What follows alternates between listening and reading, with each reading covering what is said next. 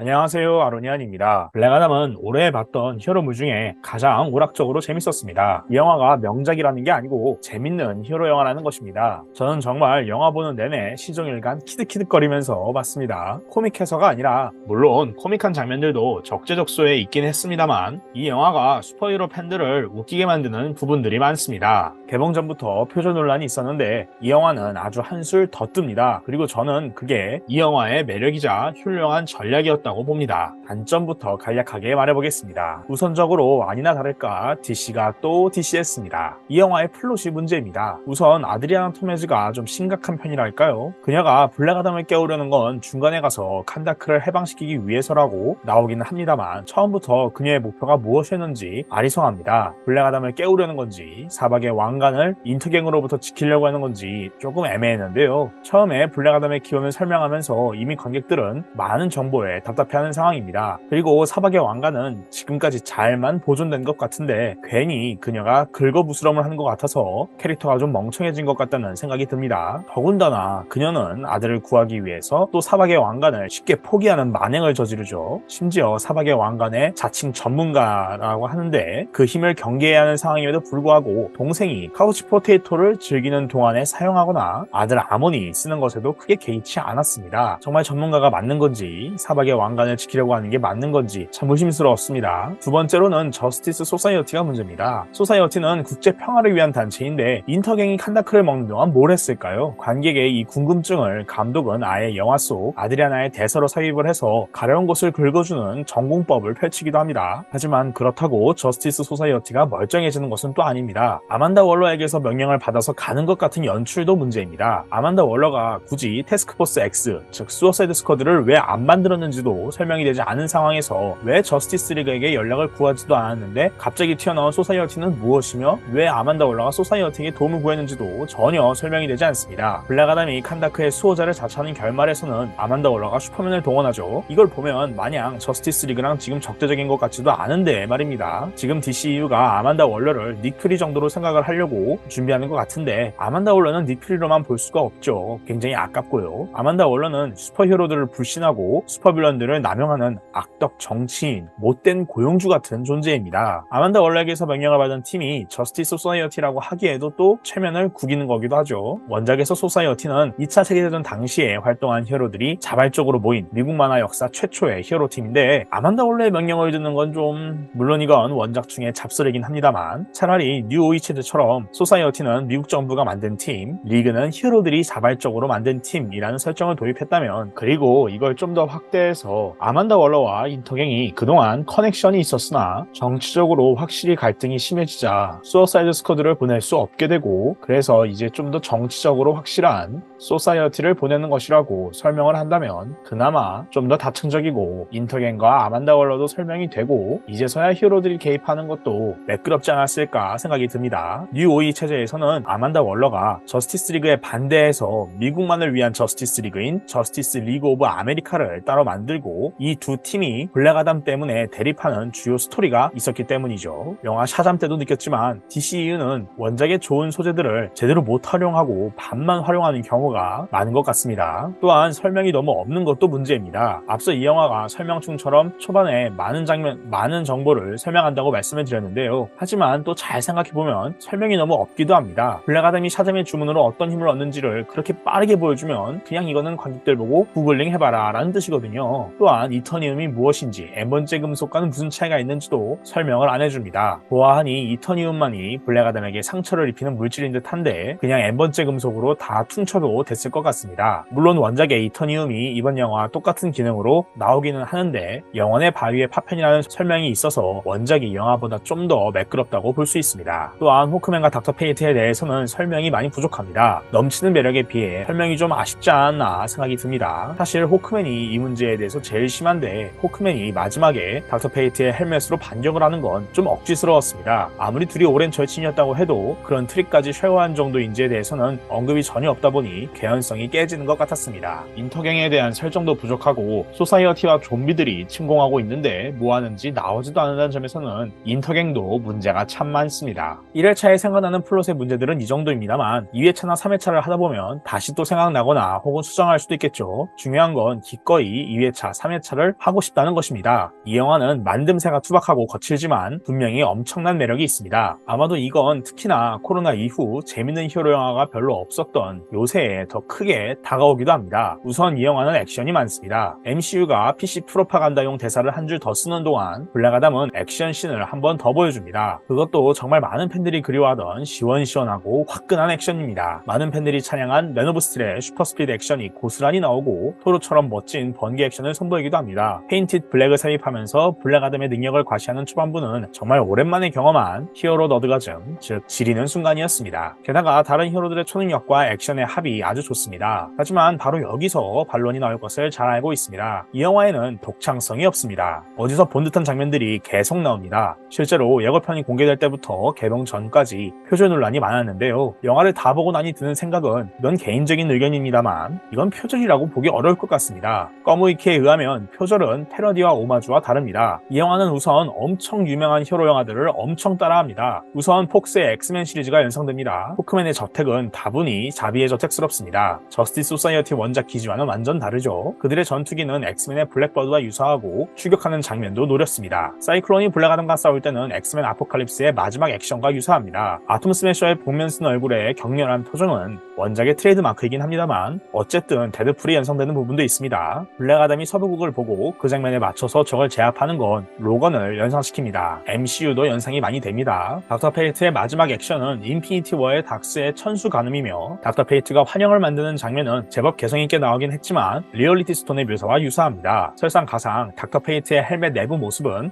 아이언맨스럽습니다. 호크맨의 일상복은 굉장히 와칸다스럽고 호크맨의 행동은 왠지 블랙팬서와 팔콘을 섞은 것 같습니다. 페인티드 블랙을 삽입하면서 블랙 아담의 능력을 묘사하는 장면은 토르 라그나로크의 이미그란트 송과 데우피의 타임 이너 보틀 장면을 연상시킵니다. 비초능력자가 초자연적인 존재와 싸우는데 재밌는 팝송이 나오는 건 가오갤을 연상시킵니다. 하지만 여기서 그치지 않고 DC의 이전 전설들을 인용하기도 합니다. 단어 선택을 조심하라는 다크나이트의 명대사를 대놓고 2번이나 따라하고 백기사가 필요 없고 더 어두운 영웅이 필요하다는 후반부의 대사는 단어도 아예 화이트 나이트와 다커라고 인용을 합니다. 심지어 마지막에 주인공의 이름을 대사로 언급하지 않고 영화의 타이틀 로고가 딱 뜬다는 것은 다크나이트 마지막 장면이라고 볼 수 있습니다. 닥터 페이트가 놀린 맨날 벽을 부수고 들어오는 블랙 아담은 배우 조지 리브스가 슈퍼맨일 때 나온 드라마에서 나오는 드라마틱 인트랜스의 밈을 인용한 것입니다. 또한 샤잠에서 나온 히어로 덕후 꼬마 컨셉이 그대로 나오기도 합니다. 이렇게 많은 작품을, 그것도 다 아는 유명한 작품들을 전방위적으로 인용을 하고 그걸 적극적으로 단어까지 그대로 쓰면서 티를 낸다? 이걸 표절이라고 할 수 있을까요? 게다가 완전히 똑같지도 않습니다. 닥터 페이트의 헬멧의 거울상을 적극적으로 활용해서 닥스의 천수관음을 그대로 쓰지도 않고 자신만의 스타일을 더해서 누가 봐도 오마주인 것을 티를 냈습니다. 또한 이너 엔게임 사이의 닥스와 아이언맨의 마지막 선택에 대해서 갖고 있는 팬들의 밈을 적극적으로 활용을 했습니다. 미래를 보는 마법사가 동료가 죽는 미래를 막기 위해 자신을 오히려 희생하는 MCU와 정반대인 노선을 택해서 엔드게임의 반농담, 반논란에 대한 담론을 이끌어내기도 했죠. 더 재밌는 건 그 미래를 보는 DC판 닥스의 헬멧 내부는 아이언맨이라는 점입니다. 이것을 간단 명료하게 표절이라고 치부할 수 있을까요? 제가 봤을 때 이것은 패러디입니다. 또한 마지막에 블랙 아담은 왕좌에 앉지만 마음에 안 든다면서 왕좌를 부수고 슈퍼히어로 랜딩을 합니다. 히어로 영화판의 여러 익숙한 소재들과 담론 혹은 밈을 캐릭터의 매력을 어필하는 데 적극적으로 사용하고 있다는 점에서는 오히려 굉장히 전략적이고 인상적입니다. 그러니까 이 영화를 독창적이라고 볼 수는 없겠지만 쉽게 쓰여진 슈퍼히어로 영화는 아니라는 점이죠. 또한 블랙 아담, 닥터 페이트,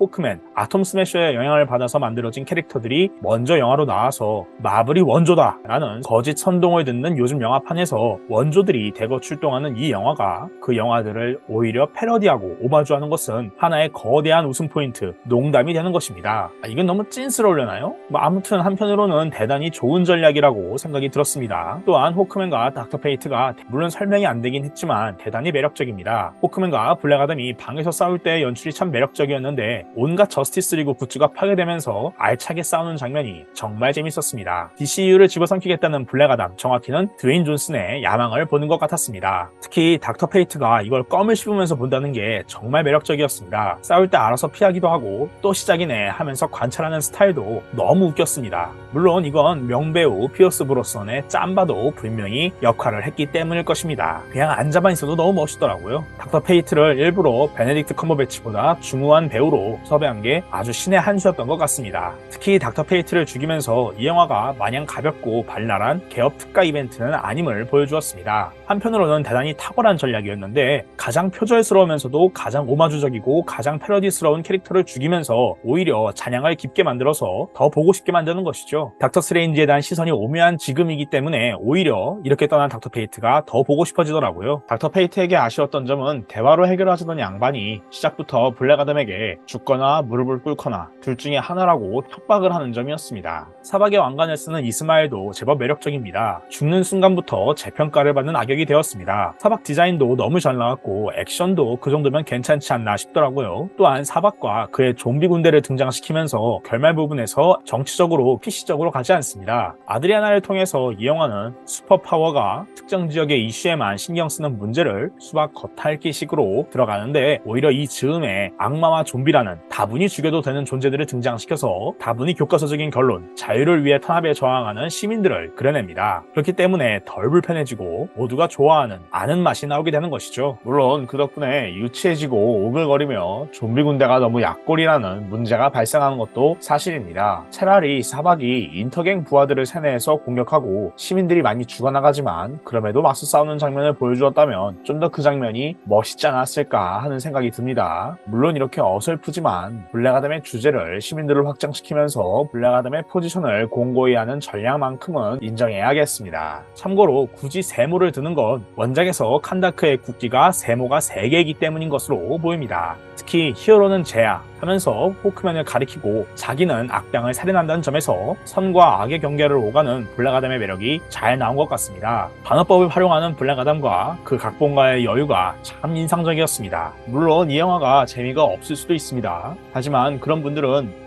제가 욕먹을 각오로 감히 말씀드리자면 과연 나는 그 이전의 MCU를 재밌게 봤는지 이렇게 엄격하게 평가했는지를 생각을 해보시면 좋을 것 같습니다. 저도 막상 엄청 찬양하는 것처럼 이렇게 영상을 올렸는데 저한테도 그냥 이 영화는 재밌게 보는 평작일 뿐입니다. 이 점에서 블랙 아담은 여러모로 MCU스러운 작품이기도 합니다. 어떻게 보면 블랙 아담은 선과 악의 경계에만 서 있는 것이 아니라 마블과 DC의 경계에도 서 있고 안티히어로 영화와 패러디 영화의 경계에 서 있다고 볼 수 있겠습니다. 부디 속편은 이것보다 좀 더 명작의 영역에 서 있기를 바랍니다.